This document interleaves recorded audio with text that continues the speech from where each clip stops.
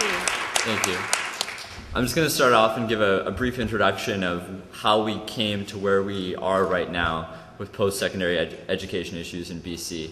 So the birth of the university system, the public post-secondary education we have in BC began in the 1950s, much like it did in much of the Western world, with our own version of the GI Bill and the creation of spots for veterans returning from the war at UBC. We quickly, in the 1960s, developed a real desire to have public education at the heart of what it meant in British Columbia and Canada, and we created the first systems of financial aid. Colleges and universities like UVic, where we sit today, were founded during, in many ways, sort of the golden age of public education being created, and a real vision for public education for British Columbians. In 1989, we created the BC Council on Admissions and Transfers, which to this day remains probably one of the most significant factors of our public education system, which is a system through which there is easy transfer between colleges and universities. It's one of the best systems in Canada, and it's a real prize of our education system. Today, just a couple weeks ago, I heard the new Minister of Advanced Education saying that 3/4 of jobs that are opening from now on are going to be requiring a post-secondary education, college, trades, or a university degree or diploma. So we can see that the need for post-secondary education is shifting quite away from an idea that we might have had years ago, that post-secondary education is something that the rich do, that the few do, which is now it's becoming part of the life of the ordinary British Columbian, is that you're going to go, you have to go and complete a post-secondary education, and that's critical to your functioning within the British Columbia community. No different in a lot of ways, and this is an argument that I really want to put forward, no different in a lot of ways than other levels of education which are fully subsidized by the university or by the government. So in the 2000s, though, we had the BC Liberal government elected, and we saw a whole bunch of dramatic changes away from our public education system. And I say away from because it is a move towards deregulation, corporatization, and funding education as a user-based fee, as the share of funding changes away from the government and the progressive tax system towards individual students paying upfront for their education. So in 2002, we saw deregulation, we saw funding cuts. A really important thing that I want to put in people's heads is that funding and tuition are always relative to each other. So a cut to tuition is a cut to funding, or an increase to tuition is a cut to funding. They're always relative to each other, except when we enter into the circumstance that we had in 2005, when we had students and allies from labor unions and teachers across the province. We all mobilized, and we got the government to put an inflationary 2% cap on increases to tuition. So tuition has still increased since 2005, but only by 2% each year. Of course, where our tuition is now, because of the deregulation in the early part of the 2000s, is that from before the Liberal government entered power, we've had 250%, 300% increases in tuition at different institutions across the province, depending on what path institutions took during the period of deregulation. So I just want to talk a little bit about the two major consequences of this deregulation and this change to funding in BC. So the first one is a debt crisis for university students. The average British Columbia student is going to graduate with $27,000 in debt. With current interest rates on student loans set at 2.5% plus prime, for the average student that might equal around $8,000 in accumulated interest. So for reference, a year and a half of tuition for a university student on top of what you would be paying already. And there are really two sides to how this affects the population in BC. One is really in terms of debt costs. So in debt costs, we see a lessening of the economic benefits of post-secondary education because of the debt burden that graduates face. That's less economic activity, the insolvency of graduates, the inability to get other forms of loans, to start businesses, mortgages, families.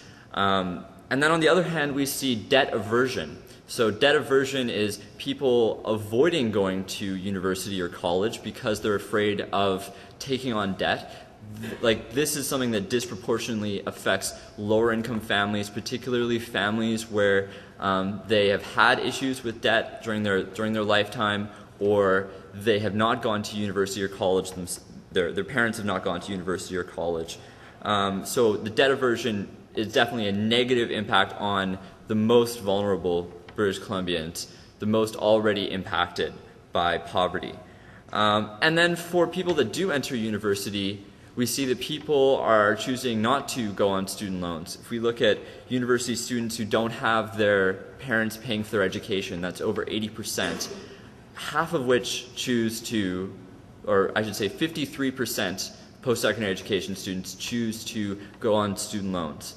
But another 30%, 35%, it's hard to tell the numbers if the government can only let us know, choose to work while they're in school and extend the time that they spend in school. And as I'm going to go into, this has a major impact on the economy because, one, it's taking jobs away from people who are not going into post-secondary education. And on the other hand, too, it's also lessening the impact that post-secondary education has as a benefit impact to society. So what I really want to introduce is this concept of paid in full. It's a paper written in the late 1990s by a UBC economist, Robert Allen.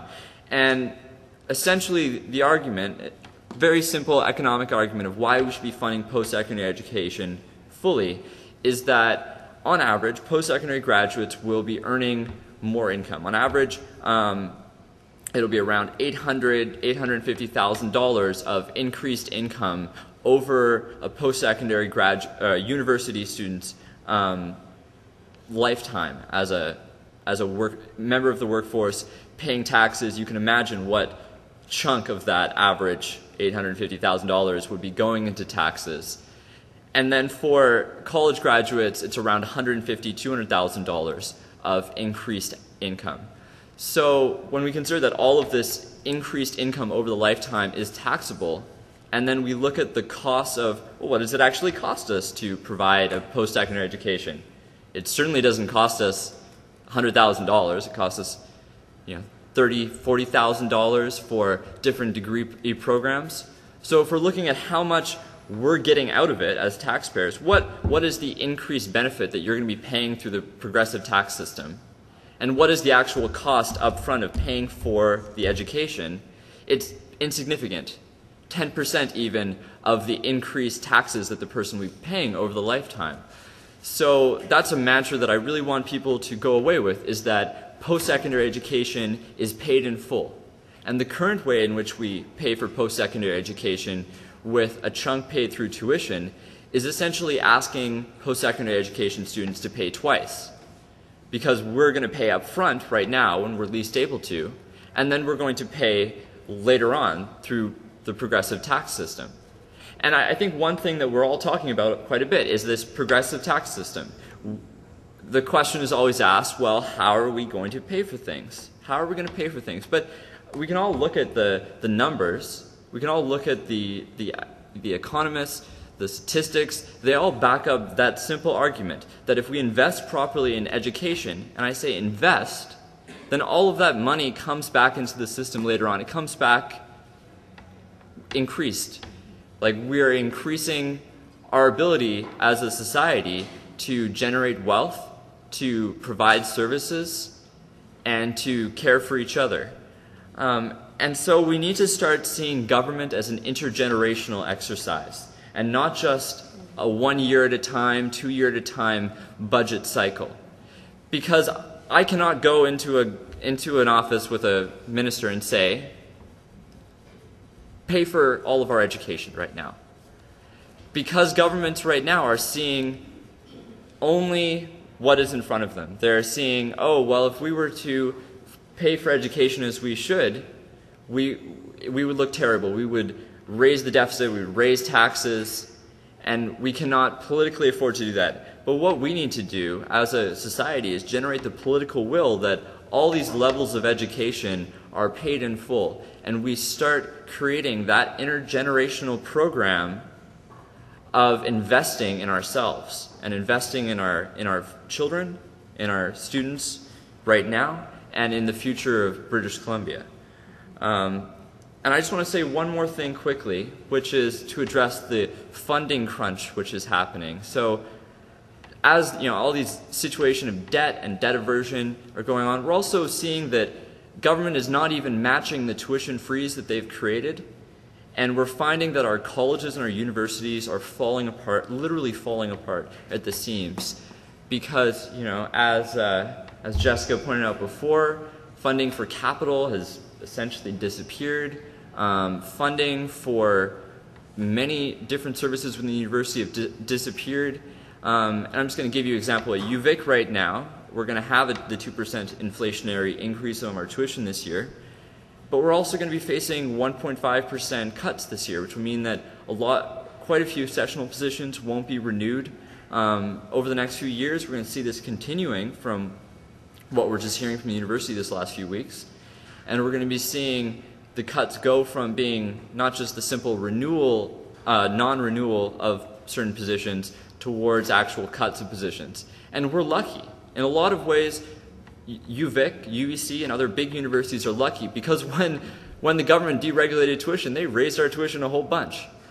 But at colleges that didn't choose to go through such a drastic process of deregulation, they're facing huge budget shortfalls. At Camosun, we're not talking about 1.5% cuts. We're talking about, 15% cuts? Maybe I can see nods in the head from Camosun people. We're $9 million shortages in capital funding. So the situation is drastic. The crunch is here. The crisis in funding is here. And we need to act quickly in order to reverse this real crisis, that we are going to have our universities and our colleges scaling back just as we need them the most. Thank you very much.